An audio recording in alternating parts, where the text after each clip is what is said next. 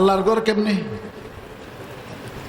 আমার ভাইয়েরা, দোস্ত আহবাব, এই পৃথিবীতে আল্লাহর ঘর হইল একটা, সেটার নাম খানায়ে কাবা, বাইতুল্লাহ, যেটারে আপনারা হাজী সাহেবেরা যাইয়া সেখানে তোয়াফ করছেন। খানায়ে কাবা এটা হইল আল্লাহর ঘর, বাইতুল্লাহ। এই খানায়ে কাবা এটা আল্লাহর ঘর কেমনে? এটার নির্মাতা ডাইরেক্ট আল্লাহ, ডাইরেক্ট আল্লাহ। আর একটু গোড়ার থেকে বলি,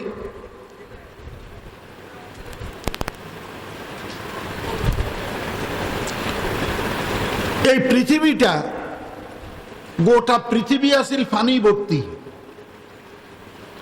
মাটি বা ভূমি কোথাও ছিল না, ফানি ফানি, থই থই থই থই ফানি ছিল। পৃথিবীর উত্তর মেরু থেকে দক্ষিণ মেরু, পূর্ব প্রান্ত থেকে পশ্চিম প্রান্ত, শুধু ফানি আর ফানি।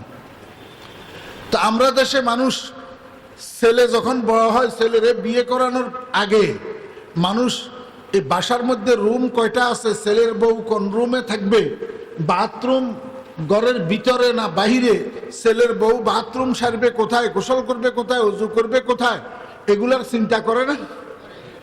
অপর্যাপ্ত থাকলে এগুলার ব্যবস্থা করে না?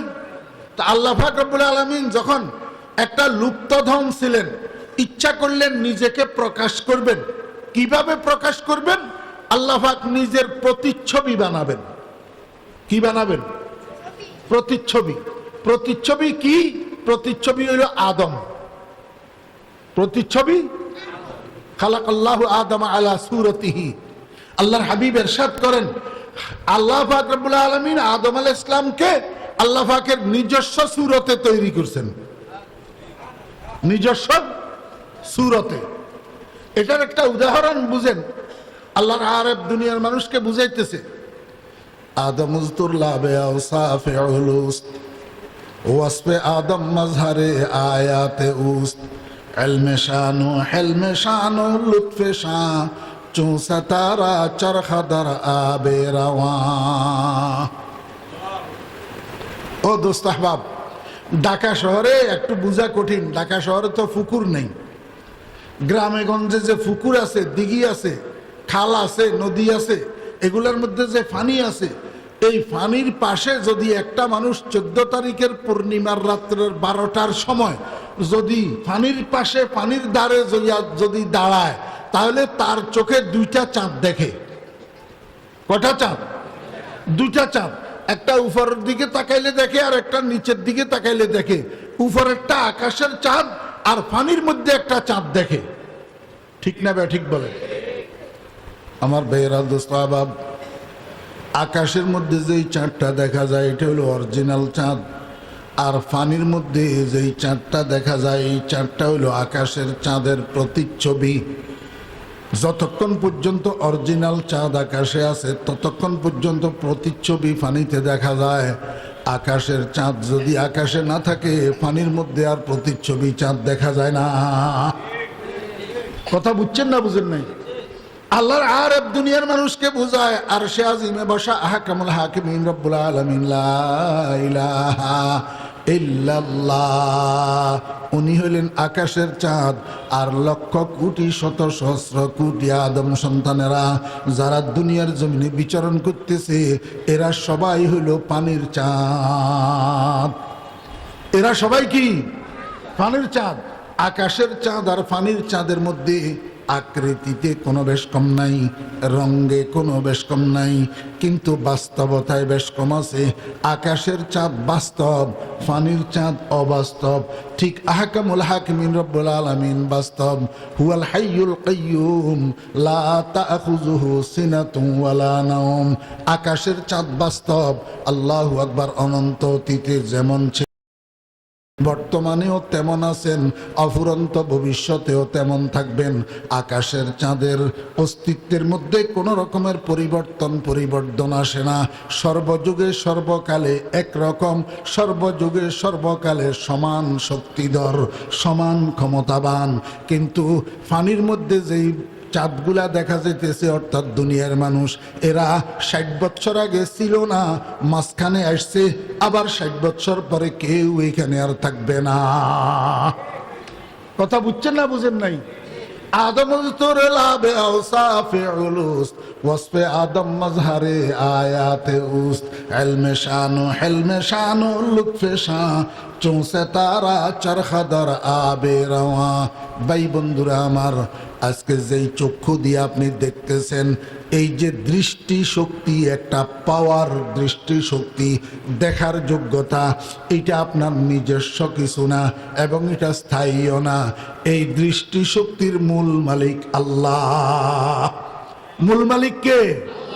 ইন্নাল্লাহ বাসীর, ইন্নাল্লাহ বাসীর। আল্লাহ পাক দ্রষ্টা, তো দেখে তো। এই দৃষ্টি শক্তির মূল মালিক আল্লাহ। আল্লাহ পাক নিজের দৃষ্টি শক্তির প্রকাশ দিয়া এই শত সহস্র কোটি মানব সন্তানকে দেখনেওয়ালা বানাইছেন। আপনি যে শুনতেছেন, এই শ্রবণ শক্তি আপনার কিছু না, এইটার মূল মালিক আল্লাহ। আল্লাহ পাক নিজস্ব শ্রবণ শক্তির প্রকাশ দিয়া শত সহস্র কোটি মানুষকে বানাইছে। দেখেন না, যতক্ষণ পর্যন্ত রুহ আছে এতক্ষণ দৃষ্টি শক্তি আছে, শ্রবণ শক্তি আছে, বাক শক্তি আছে, ধরার শক্তি আছে, চলার শক্তি আছে, গবেষণার শক্তি আছে। রুহুটা চলে যাওয়ার পর এগুলা গোড়ার ডিমো আর কিচ্ছু থাকে না। চিন্তা করি না তো আমরা? আমার ভাইরা, দোস্ত, আবার আমি আপনাদেরকে বুঝাইতে চাইছিলাম, আল্লাহ পাক রব্বুল আলামিন যখন নিজেকে প্রকাশ করার ইচ্ছা করছেন, তখন আল্লাহ পাক নিজের প্রতিচ্ছবি বানাবেন। প্রতিচ্ছবি হইল আদম। এখন আদম এবং আদম সন্তানদেরকে বানানোর আগে আল্লাহ পাক রব্বুল আলামিন চিন্তা করতেছেন, আমি যে পৃথিবীতে আমার খলিফা বানাবো, আমার প্রতিনিধি বানাবো, আদম বানাবো, আদম সন্তান বানাবো, এরা বসবাস করবে কোথায়? পানির মধ্যে তো তারা দাঁড়াইতে পারবে না, বসতে পারবে না, হাঁটা চলা করতে পারবে না, ব্যবসা বাণিজ্য করতে পারবে না, লাইফ লিড করা তাদের জন্য কঠিন হয়ে যাবে। এই জন্য আল্লাহ পাক রব্বুল আলামিন সিদ্ধান্ত নিলেন, মাটি বানাবেন। মাটি বানাবেন। তো কেমনে মাটি বানাবেন? জিব্রাইলকে বললেন, জিব্রাইল, গোটা পৃথিবীটাকে চতুর্দিক থেকে তুমি মাপো, চতুর্দিক থেকে পরিমাপ করিয়া সেন্টার অফ ওয়ার্ল্ড কোন জায়গাটা নির্ণয় করো। 1 মিনিটের মধ্যে জিব্রাইল আলাইহিস সালাম গোটা পৃথিবীকে পরিমাপ করে কয়, রব্বুল আলামিন, এই জায়গাটা গোটা পৃথিবীর মিডল পয়েন্ট, এই জায়গাটা গোটা পৃথিবীর মাঝখান। আল্লাহ পাক রব্বুল আলামিন সেখানে দুইটা পানির মধ্যে দুইটা ঢেউ সৃষ্টি করছেন। ঢেউ পানির মধ্যে দুইটা ঢেউ সৃষ্টি করছেন। শেখ শেহাবুদ্দিন সোহরাওয়ার্দী রহমতুল্লাহ আলাইহির লিখিত একটা কিতাব আছে, আওয়ারিফুল মাআরিফ। এই আওয়ারিফুল মাআরিফ কিতাবের মধ্যে আল্লাহর হাবিব জনাবে মুহাম্মদুর রাসূলুল্লাহ সাল্লাল্লাহু আলাইহি ওয়াসাল্লামের একটা হাদিস নকল করছেন হযরতে আব্দুল্লাহ ইবনে আব্বাস রাদিয়াল্লাহু আনহু। এই হাদিসের মধ্যে রাসূল করিম সাল্লাল্লাহু আলাইহি ওয়াসাল্লাম, রাসূল আকরাম সাল্লাল্লাহু আলাইহি ওয়াসাল্লামের সৃষ্টির ঘটনা এবং মাটি সৃষ্টির ঘটনা, খানায়ে কাবার সৃষ্টির ঘটনা, নবীজির নিজেকে সৃষ্টি করার ঘটনা, এই হাদিসের মধ্যে নবীজি ইরশাদ করছেন, গোটা পৃথিবীর মাঝখানের জায়গার মধ্যে আল্লাহ পাক রব্বুল আলামিন পানির ভিতরে পাশাপাশি দুইটা ঢেউ সৃষ্টি করছেন। এই দুইটা ঢেউ একটার সাথে আরেকটা যখন বাড়ি লেগছে, সেখানে একটা ভটকা তৈরি হয়েছে। ভটকা, পানির ভটকা। ভটকা বুঝেননি? এটারে আরবিতে বলে হুবাব, উর্দু ফার্সিতে বলে বুলবুলা, আমাদের বাংলা ভাষায় কি বলে তো আমি জানি না। আমার দেশি ভাষায় ভটকা বলে। পানির ভিতরে এত বড়, এমনি ছোট্ট, উপরের দিকে উঠে অল্প কিছুক্ষণ পরে আবার নিজে নিজে ব্লাস্ট হয়ে যায়। চিনেন আপনারা? এই একটা কি কয়, বৃষ্টি না, এটা বন্যার পানি যখন রাস্তার সাথে বাড়ি খায়, তখন এত বড় বড় ভটকা এগুলা তৈরি হয়, অল্প কিছুক্ষণ স্থায়ী থাকে, এরপরে আবার নিজে নিজে পানির সাথে মিশে যায়। ভটকা না? এই ভটকাটা তৈরি হয়েছে। ভটকা এটারে আহকামুল হাকিমিন রব্বুল আলামিন কয় গুড়। যেখানে হয়েছে সেখানে গুড় বলে। 40,000 বছর ঘুরেছে। কয় হাজার বছর? 40,000 বছর ঘুরানোর পরে ভটকা এটার থেকে একটু ফেনা তৈরি হয়েছে। ফেনা জাবাদুল বাহার, কচুরি ফেনা নয়, পানির ফেনা। ওই যে বন্যার পানি রাস্তার সাথে বাড়ি খেলে এক ধরনের ফেনা কতগুলা হয়, এগুলাকে আরবের মধ্যে জাবাদুল বাহার বলে। এই একটু সামান্য ফেনা তৈরি হয়েছে, এই ফেনাইটারে আল্লাহ পাক কয় এবার ঘুর। ফেনাইটারে বলে আবার 40,000 বৎসর ঘুরাইছে। 40,000 বৎসর ঘুরানোর পরে একটু সামান্য মাটি তৈরি হয়েছে। কতটুক? সামান্য একটু মাটি তৈরি হয়েছে। আল্লাহ পাক রব্বুল আলামিন সেখানে পানির মধ্যে আরেকটা ঢেউ সৃষ্টি করছে। এই ঢেউ এইটা দিয়া সদ্য তৈরি করা মাটির টুকরা এটার সাথে পানির ঢেউ দিয়া ধাক্কা লাগাইছে। ধাক্কা লাগাইয়া মাটির টুকরা এটা 2 ভাগ হয়েছে। 2 ভাগ। কয় ভাগ হয়েছে? 2 ভাগ। 1 ভাগ মাটির টুকরা যেখানে তৈরি করছে সেখানে আল্লাহ পাক স্থির করে দিছেন। আল্লাহ পাক স্থির করতে পারে কি পারে না? শক্তি আছে। উস্তে সুলতান হর চেখাহাদ আকুনাদ আলমেরা দর্দ মে বীরা কুনদ তরফাতুল আইনে জাহাঁ বরহম জানদ কসনমি আরদ কে আজাদম জানত। আল্লাহ রাব্বুল আলামিন ইচ্ছা করলে 1 সেকেন্ডের মধ্যে এরকম 100টা 1000টা 1 লক্ষটা পৃথিবী ফত্তন করতে পারে। আবার ইচ্ছা করলে 1 সেকেন্ডের মধ্যে এরকম 100টা 1000টা পৃথিবী তছনছ করে দিতে পারে। কারো হাত ধরার ক্ষমতা আছে, প্রতিবাদ করার ক্ষমতা আছে, মিছিল মিটিং করি, অবরোধ করি, হরতাল করি, প্রতিহত করার কারো ক্ষমতা আছে? তরফাতুল আইনে জাহাঁ বরহম জানদ কসনমি আরদ কে আজাদম জানদ উস্তে সুলতান হর চেখাহাদ আকুনদ আলমেরা দর্দ মে বীরা কুনদ। আল্লাহ পাক রব্বুল আলামিন একটা মাটির টুকরা যেখানে বানাইছেন সেখানে স্থির করে দিয়েছেন, এটার নড়াচড়া নাই। আরেকটা মাটির টুকরা কি করতেছেন? আরেকটা ঢেউ সৃষ্টি করছেন পানির মধ্যে। এই ঢেউ দিয়া ধাক্কাইয়া দ্বিতীয় মাটির টুকরাটাকে ইয়াসরব নামী জায়গার মধ্যে নিয়ে রাখছেন। ইয়াসরব, যেটার পরবর্তী নাম মদিনাতুর রাসূল সাল্লাল্লাহু আলাইহি ওয়াসাল্লাম। পরবর্তীতে যেই জায়গাটার নাম মদিনা হইছে, মদিনা, এই জায়গাটার আল্লাহু আকবার প্রাচীন নাম ছিল ইয়াসরব। এই ইয়াসরব জায়গার মধ্যে নিয়ে নাম তো পরে হইছে আল্লাহু আকবার। এই ভূমির টুকরা নিয়া এই জায়গাতে আল্লাহ পাক রব্বুল আলামিন রাখছে। এখন 2 টুকরা মাটি, সদ্য তৈরি করা 2 টুকরা মাটি 2 জায়গাতে। আল্লাহ পাক রব্বুল আলামিন মাটির টুকরা 2টাকে হুকুম দিলেন, এই মাটির টুকরা তোমরা আস্তে আস্তে বড় হও। দোনোটা মাটির টুকরা বড় হইতেছে। বড় হইতে হইতে হইতে হইতে একটা আরেকটার সাথে যখন লাগছে, এইবার আল্লাহ পাক রব্বুল আলামিন কয় দাও এইবার চতুর্দিকে সম্প্রসারিত হইতে থাকো। এই যে পৃথিবীর ভূমি সেই দিন থেকে সম্প্রসারিত হইতেছে, আজকে পর্যন্ত সম্প্রসারিত হইতেছে, কিয়ামত পর্যন্ত সম্প্রসারিত হবে। এই কারণেই বিজ্ঞানীরা কয়দিন পরে পরে একটা ভূমির সন্ধান পায়, কয়দিন পরে পরে একটা গ্রহের সন্ধান পায়। আল্লাহু আকবার। আমার ভাইয়েরা, দোস্ত আহবাব, পৃথিবীর ইতিহাসের সর্বপ্রথম সৃষ্টি করা মাটির 2টা টুকরা 2 জায়গায়। প্রথম যেই টুকরাটা স্থির করছেন সেই জায়গাটারে আল্লাহ পাক নামকরণ করছেন বাক্কা। নামকরণ করছে কি? বাক্কা। বাক্কা। প্রথম মাটির টুকরাটার নাম কি? বাক্কা। কালের আবর্তে হইতে হইতে এটার নাম হইছে মক্কা। এটার নাম হইছে কি? মক্কা। এটার আদি নাম হলো বাক্কা। ওই দ্বিতীয় টুকরা যেখানে নিয়ে রাখছে এটার আল্লাহ পাক নামকরণ করছে ইয়াসরব। এটা রাসূল আকরাম সাল্লাল্লাহু আলাইহি ওয়াসাল্লামের হিজরতের কারণে এটার নাম হয়ে গেছে মদিনাতুর রাসূল। কথা বুঝছেন না বুঝেন নাই? মনোযোগ আছেন?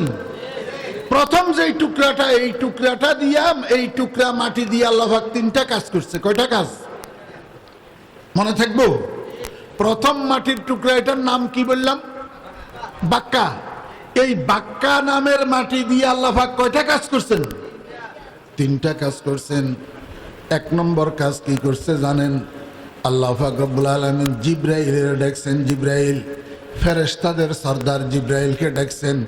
ডাকিয়া কয়, জিবরাইল তুমি তোমার সাঙ্গ ফাঙ্গদেরকে মিস্ত্রি বানাইয়া আমার সর্বপ্রথম সৃষ্টি করা এই ভূমির উপরে একটা ঘর নির্মাণ করো, আমি এই ভূমিটাকে আবাদ করতে চাই।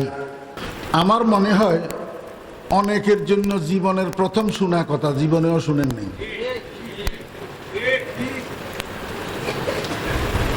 আল্লাহ পাক রব্বুল আলামিন পৃথিবীটাকে তৈয়ার করছেন, এই গড়ের বিটি বানাইছেন গড় উঠানোর জন্য, আবাদ করার জন্য না, এমনি খালি বিটি ফেলে রাখার জন্য? আবাদ করার জন্য। আপনি নতুন বাড়ি বানাইবেন, হ্যাঁ, আশুলিয়াতে জায়গা কিনছেন, তো এখানে মাটি ভরাট করছেন, এখানে কি জীবনকে জীবন, যুগের পর যুগ এই ভরাট করা বিটি এইভাবে ফেলি রাখবেন, না এখানে ঘর উঠাবেন? জায়গাটা আবাদ করবেন না?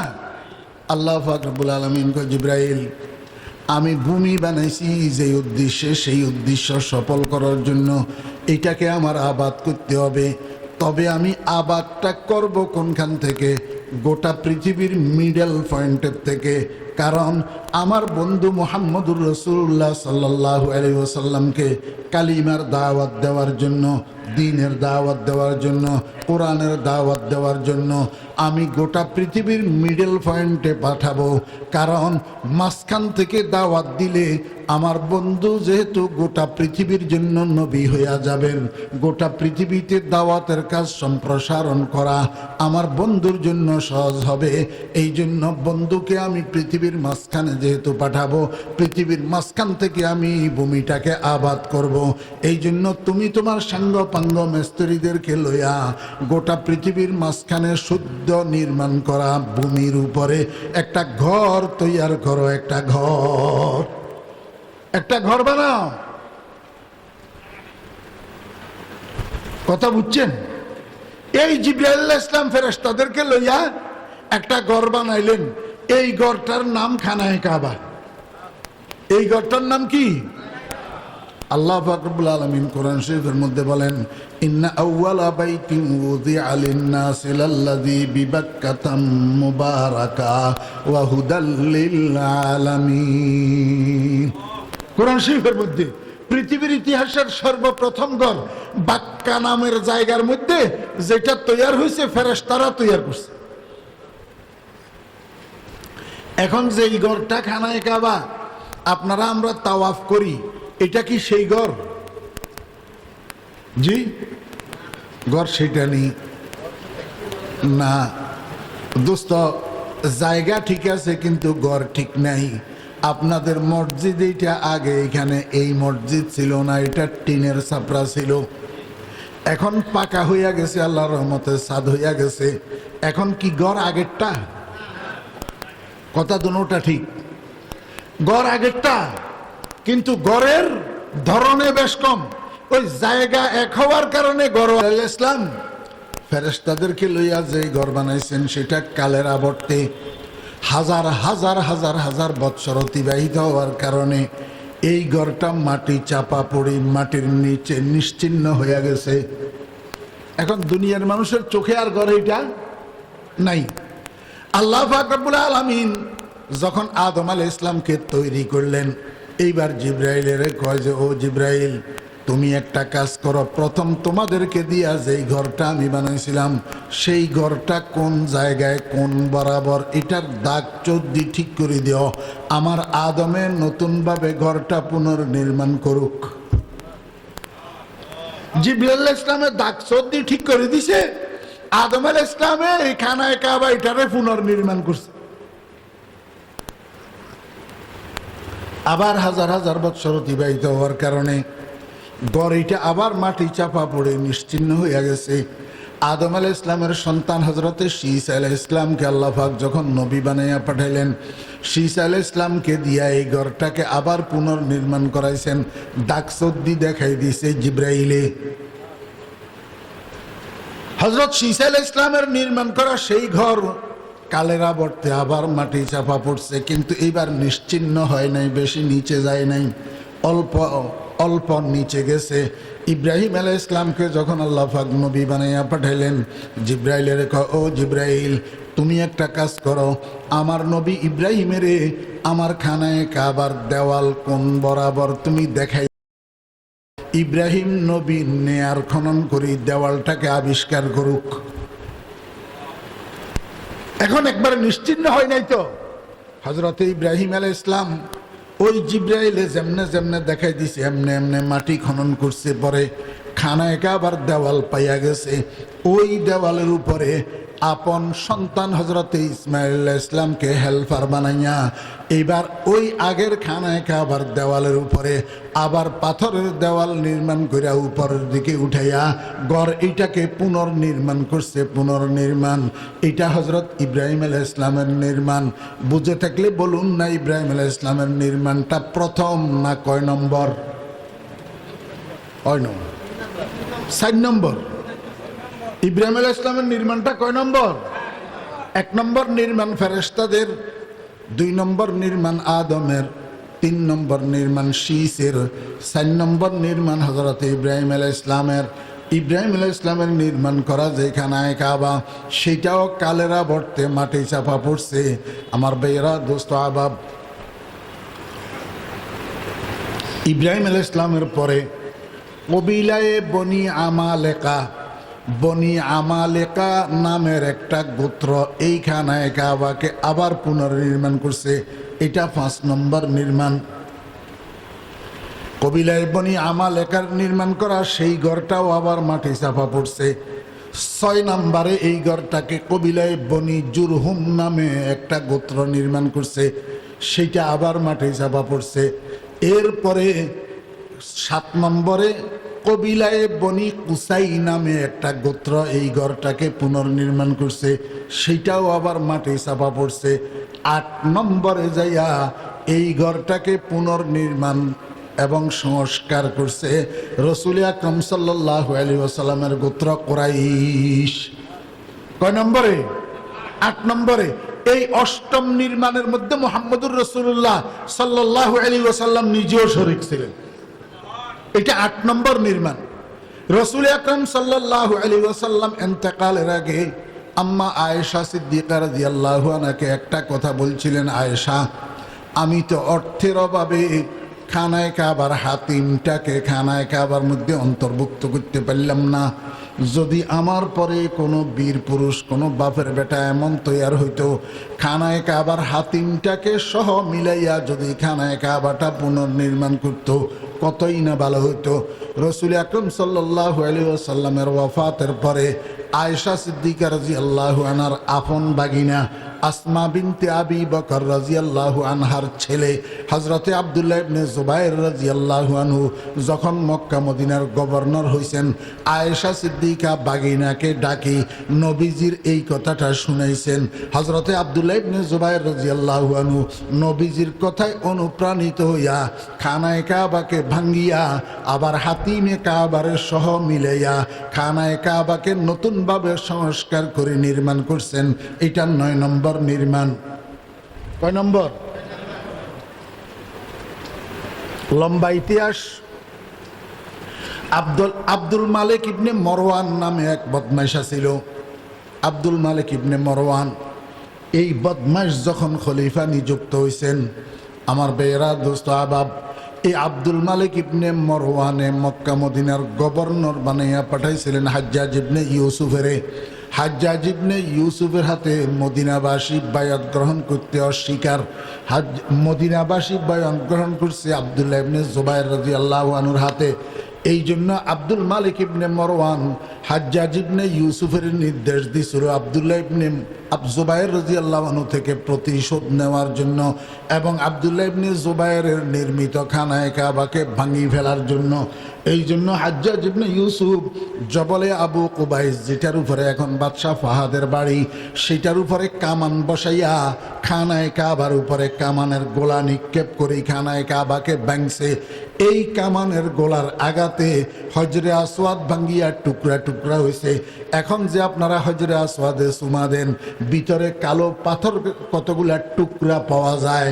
আসলে হজরে আসওয়াদ কোনো ভাঙ্গা পাথর ছিল না, একটাই পাথর ছিল। এখন তো আমরা চুমা দিই টুকরা কতগুলার উপরে, এই টুকরা টুকরা করছে হাজ্জাজ ইবনে ইউসুফ কামানের গোলা নিক্ষেপ করিয়া। যেই কামানের গোলা নিক্ষেপ করছে খানায়ে কাবাকে ভাঙার জন্য, এই কামানের গোলায় হযরতে আব্দুল্লাহ ইবনে জুবায়ের রাদিয়াল্লাহু আনহু সহ আরো অনেক সাহাবী সেখানে শাহাদাত বরণ করছেন। এই হাজ্জাজ ইবনে ইউসুফে খানায়ে কাবাকে ভাঙ্গিয়া আবার পুনর্নির্মাণ করছে হাতি মেরে বাদ দিয়া, হাতি মেরে বাদ দিয়া। তার কথা হলো রসুল হাতি মেরে ঢুকায় নাই, তুমি হাতি মেরে ঢুকানোর কে? সে তো আর আয়েশা সিদ্দিকার হাদিস এটা জানে না। এই জন্য খানায়ে কাবারে ভাঙ্গি হাতি মেরে বাহিরে রাখি আবার পুনর্নির্মাণ করছে। এটা 10 নম্বর। আবার হযরত ইমাম মালিক রাহমাতুল্লাহ আলাইহির যুগে অন্য কেউ আমার ভাইরা হাতি মেরে সহ ঢুকাইয়া খানায়ে কাবারে আবার নির্মাণ করতে অনুমতি চাইছিলেন, কিন্তু ইমাম মালিক রহমতুল্লাহ আলাইহি অনুমতি দেন নাই। ইমাম মালিক রহমতুল্লাহ আলাইহি বলছেন, বাবারা কিয়ামত পর্যন্ত আর খানায়ে কাবার উপরে হাত দেওয়া জায়েজ হবে না।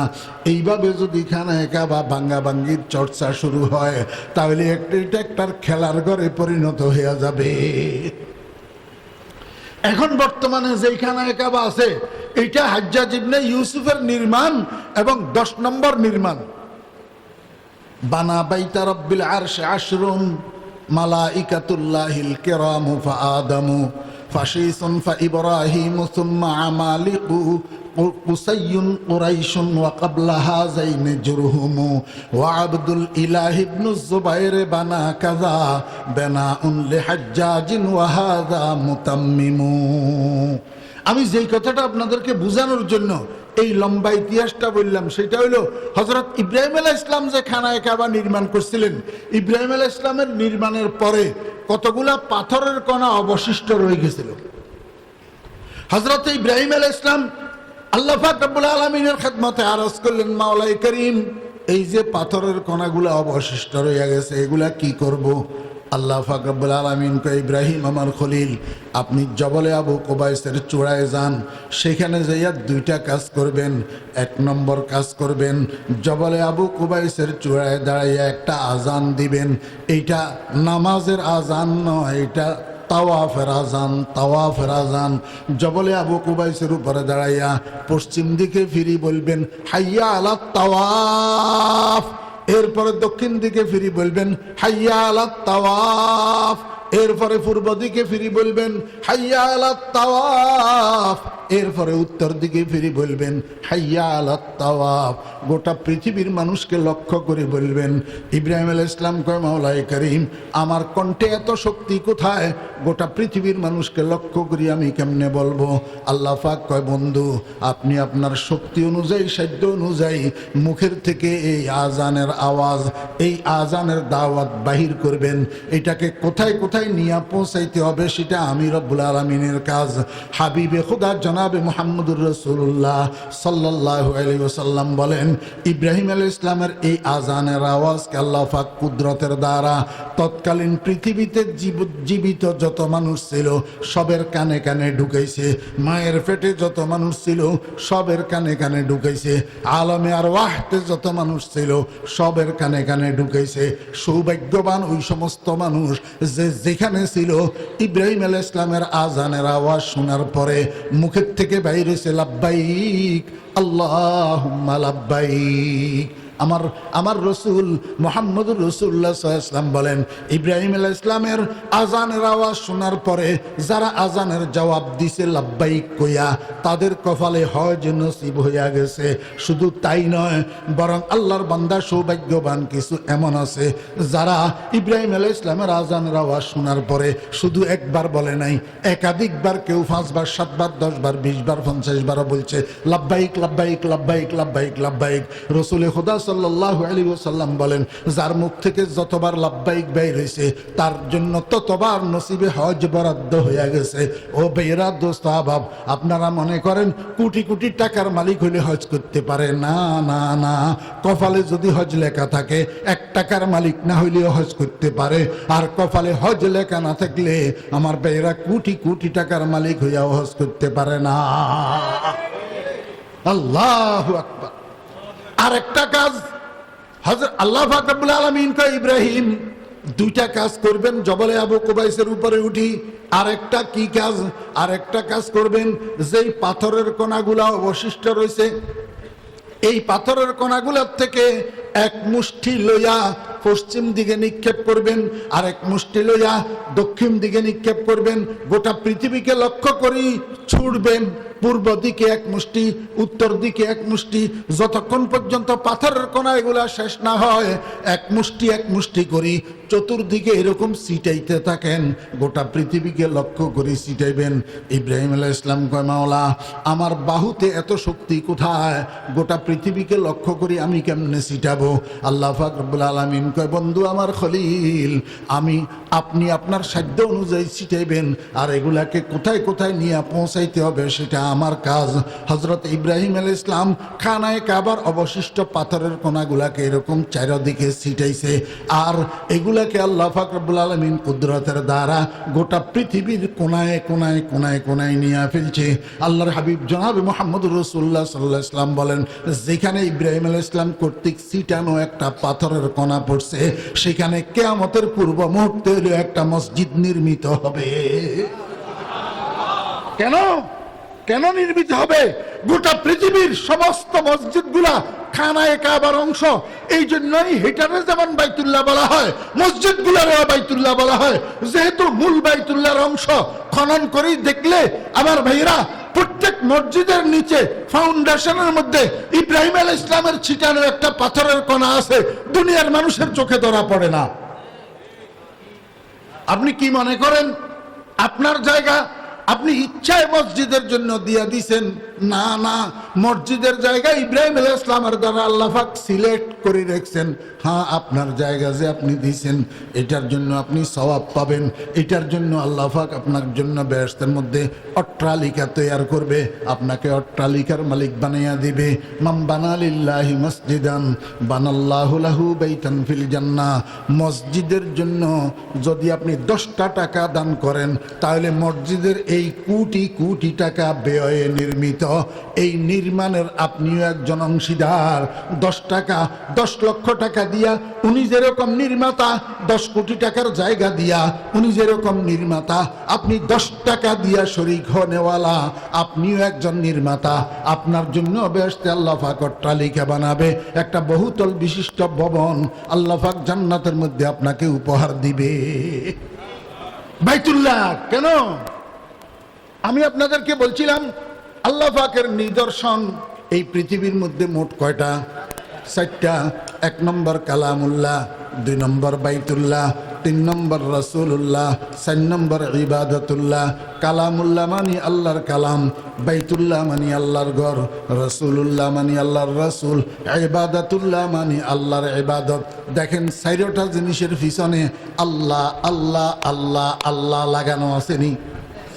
কালামুল্লাহ, বাইতুল্লাহ, রাসূলুল্লাহ, ইবাদাতুল্লাহ, এই 4টা জিনিসের সাথে আল্লাহর নাম ছাড়া দুনিয়ার আর কোন বীর বাহাদুরের নাম লাগানো যায় না। দুনিয়ার আর কোন পৃথিবীর শাসকের নাম লাগানো যায় না। দুনিয়ার আর কোন সুপার পাওয়ার পরিচালকের নাম লাগানো যায় না। দুনিয়ার কোন মন্ত্রী, মিনিস্টার, এমপির নাম লাগানো যায় না। এই 4টা জিনিসের সাথে শুধু একটা নাম শোভা পায়, আল্লাহ। ও দোস্ত আবাব, আল্লাহ শব্দ এটা একটা পাওয়ারফুল ইঞ্জিল। কি পাওয়ারফুল ইঞ্জিল? আল্লাহ শব্দ এটা ইসমে আজম। শব্দ এটা কি? ইসমে আজম। এই জন্য আমাদের নবী আমাদেরকে দোয়া শিক্ষা দিয়েছেন, আমার উম্মতেরা তোমরা যখন আল্লাহর কাছে কিছু চাইবা, আল্লাহর কাছে যখন দোয়া করবা, ইসমে আজম উচ্চারণ করে দোয়া করবে, আল্লাহ পাক দোয়া কবুল করবে। তোমরা আল্লাহর কাছে বলবে, আল্লাহুম্মা ইন্নী আসআলুকা বিইসমিকাল আযম। আল্লাহ আল্লাহ আল্লাহ।